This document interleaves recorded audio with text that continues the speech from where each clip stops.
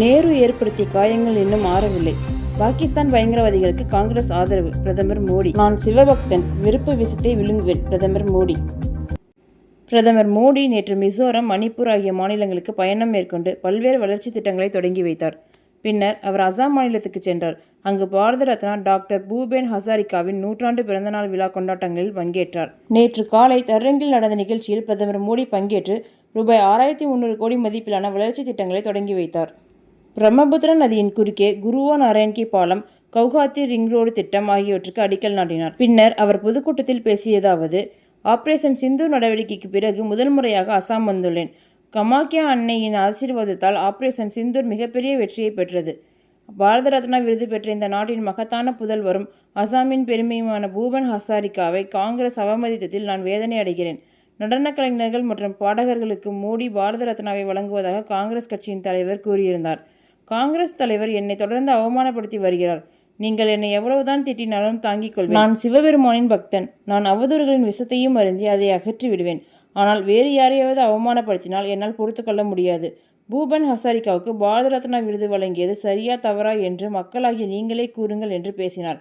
நேற்று மாலை பிரதமர் மோடி கோலாகட் மாவட்டத்தில் உள்ள நுமாலிகர் சுத்திகரிப்பு ஆலையத்தில் ரூபாய் 5000 கோடிக்கு மேல் புதிதாக கட்டப்பட்ட மூங்கில் அடிப்படையிலான எத்தனால் ஆலையையும், ரூபாய் 7230 கோடி மதிப்புள்ள பெட்ரோ திரவமாக்கப்பட்ட பட்டாசு அலகுகளையும் திறந்து வைத்தார்.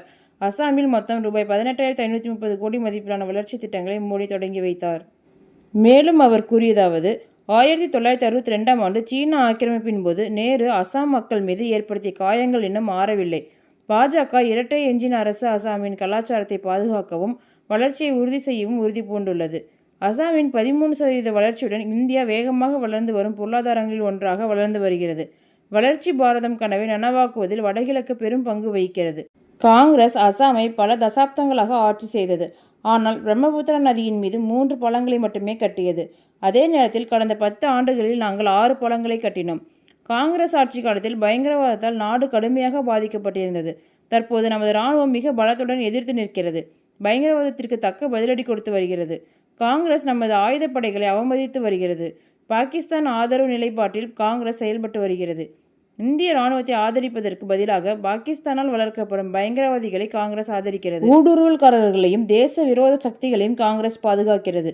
நாட்டின் மக்கள் தொகையை மாற்ற சிலர் முயற்சித்து வருகிறார்கள். ஊடுருவல்காரர்கள் உங்கள் நிலத்தை அபகரிக்க பாஜக அனுமதிக்காது. மக்கள் தொகை மாற்றும் சதியை தடுப்போம் என்று மோடி பேசினார்.